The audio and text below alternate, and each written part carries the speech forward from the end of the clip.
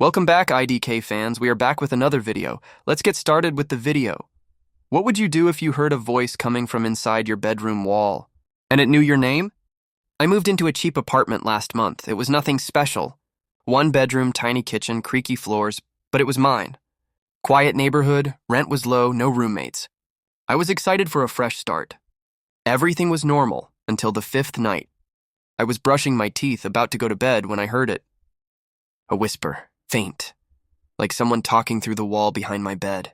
At first I thought it was the neighbors, thin walls and all. But then I froze because I heard it clearly this time. Kevin, help me. It said my name. I didn't move. I just stood there staring at the wall like it was staring back at me. I banged on the drywall.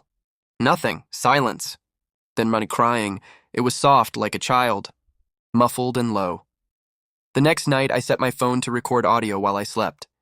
I needed proof, or maybe I just wanted to know I wasn't going insane. I listened to the recording the next morning. At exactly 3:12 a.m., it whispered, "Why did you let them bury me here?" I moved my bed to the other side of the room after that. Couldn't sleep, I started leaving lights on. I thought about leaving the apartment, but something told me not to. Curiosity. Or guilt, I couldn't explain it, but I needed to know. So I drilled a hole in the wall. Just a small one, behind where the whisper came from. Inside, it was mostly dust and insulation. But tucked inside the frame, I found a torn photograph. A little girl, about 8 years old, blonde hair, smiling. But her eyes were scratched out with what looked like ink. On the back, it said, Lena, March 3rd, 1993. I brought it to the landlord. He looked at it, and without even blinking, said, "You're the first tenant since the fire." I blinked. Wait, what fire? He looked away and mumbled, "Some things are better left alone."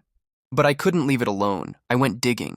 Public records, old newspapers, local crime blogs. I found it March 3rd, 1993. A girl named Lena went missing during a fire in that same building.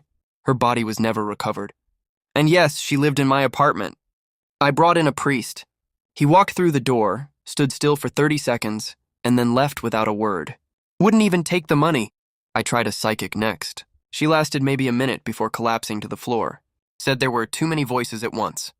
That night, Lena spoke again. But this time it wasn't just whispers. It was screaming. She screamed my name.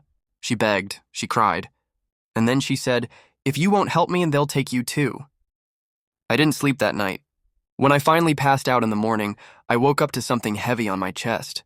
The photograph, but this time her eyes weren't scratched out. They were staring straight at me.